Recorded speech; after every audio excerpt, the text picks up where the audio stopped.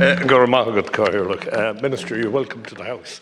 I'm aware of the fact that on one side we have a parallel process going on here. On one side we have a number of judicial cases on this issue, and on the other side we have a transparent process being entered into by government. And on the basis that it's transparent and open, I welcome that. With respect to my colleagues who have cases down in the High Courts, I wish you well. The state has deep pockets and will probably keep you there for years, as they have been keeping me on a secret deal, running me through every process possible to delay the inevitable outcome. But in this instance, I fully support the state. I fully support the government in what they're trying to do. Can anybody in this room honestly say that a corporate entity would be run where the CEO of the organisation had responsibility for everything?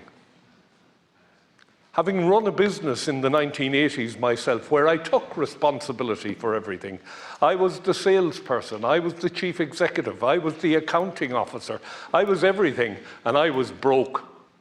And I lost everything. I lost my home, I lost everything I owned. And I learned the dearest lesson anybody will ever learn, and that is that no man or woman can be responsible for everything.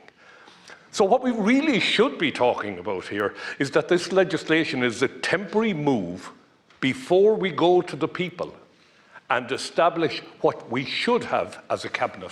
The cabinet should probably, in this modern world, Pat Casey mentioned it a few moments ago, we should probably have 30 cabinet ministers these days in order to handle the complex issues that come before the Oireachtas on a regular basis. I look at Simon Harris today, the Taoiseach. He's Taoiseach. He's also Minister for Foreign Affairs, which is a massive portfolio. He's also Minister for Trade, which is a massive portfolio. And stuck somewhere at the end of it, he's Minister for Defence.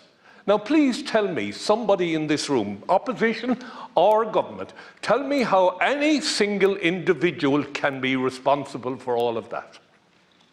How much time does Defence get with the Minister? Do they get a half day a month?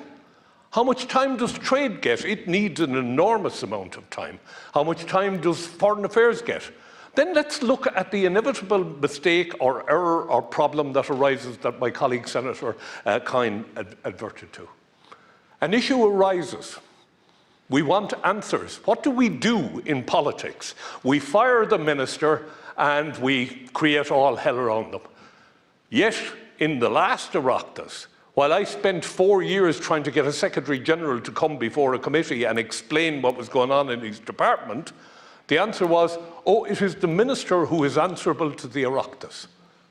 So let's wake up and be honest about what we're talking about here. We're talking about 3 extra super juniors. It's not the end of the world.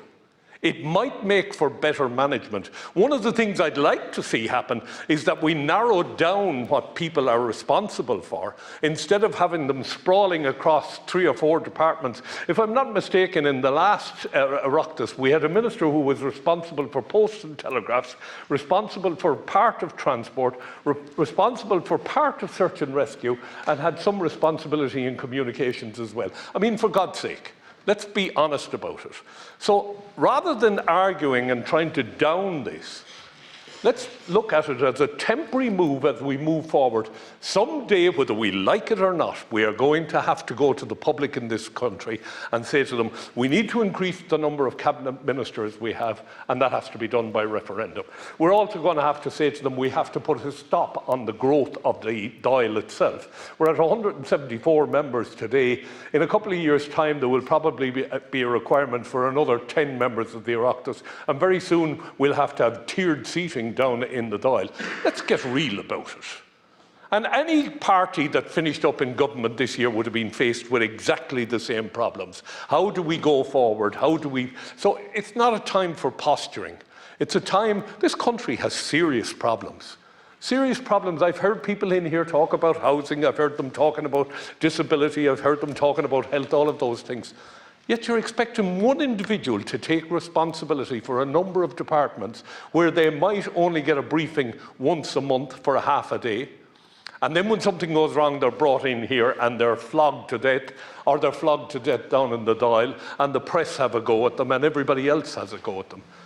Let's look at this as a way moving forward that we get a slightly better government than we had the last time, insofar as people have less responsibilities thrust upon them and that we get much better reaction. Let's also look at the reform of how people are answerable to this Oireachtas. Joint committees, to the Seanad itself, to the Dáil. Secretary Generals are paid a fortune, far more than any minister. Why are they not responsible? Why are they not directly answerable to committees of this Oireachtas? We see millions and millions of euros being spent, yet these people can hide behind the ghost and push the minister forward and let the minister answer the question. And as we know, we stay for 4 years, 5 years at the most, and something goes wrong, you're a new minister, you're into a new department, and there's a major problem coming down the road. You take the hit for it, not the people who have been managing it all along. So we need to get real about what politics is doing in this country. We need to become more supportive of our politicians. I can accept that we have an opposition, and a critical opposition, who calls out government on everything they do wrong. But we must also come together as public representatives and demand better from those who are actually doing the work in this state. Last Oireachtas here, we were talking about bicycle sheds and security guards' huts, and we were talking about children's hospitals. All of these things have gone on over several decades. The Children's Hospital has gone on so long in this country, I can't remember when it started, but it did start at about 600 million, and it's looking likely to go to 2.5 billion. And what's the answer we get?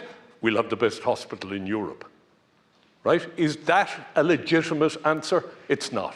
How is it happening? Because ministers have too many responsibilities, too many portfolios.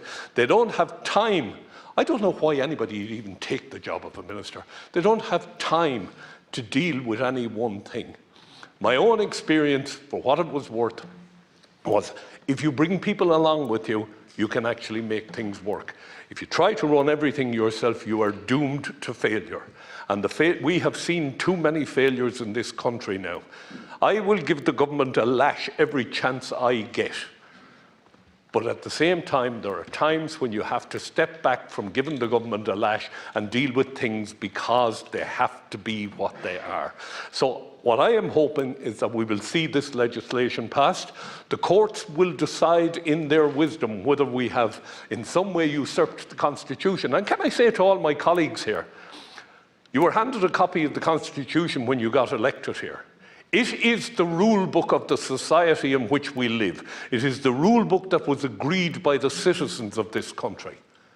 It is the guide for all of us. And I commend colleagues who have decided to go to the courts and to have this legislation tested, or to have this agreement tested. That's what the courts are there for. And that's what we should do. But we must never allow a situation where somebody, in my own particular case, the case that I currently have with respect to the secret deal with the RAF, nobody should ever be able to sign a secret deal on anything. At the end of the day, we should know, open and transparent, like this piece of legislation is, like it or lump it. It's here, you can read it, everything you need to know is in it. And if you want to argue it, you can argue it. And we should argue it, and we should test everything that comes through this House. And I commend the approach that's been taken by Sinn Féin today. Do bring it down to the courts. They are the final arbitrator of the Constitution, and let them decide if the Constitution has been usurped. And if it has, then let government find a solution to that. But we need to stay within the Constitution. And I would say to you, as you serve here, there are lots of new members here, whenever you have a doubt, go to the Constitution and look at the Constitution. And if you feel somewhere along the line somebody has set aside the Constitution in the greater need, and there's a great argument for that, but if you set it aside for one thing, you can set it aside for everything. And it's grand when you set it aside for a greater need, until that greater need is human rights, or until that greater need is access to the courts, or something else. So before we start flogging the government to death on this. At least they've come out in the open. They've given it to us. We can debate it, we can discuss it, we can criticise it, we can vote on it later on today, and we can let it pass. But for God's sake, let's not waste this next 5 years arguing over things that don't need to be argued over. Thank you, Gerard.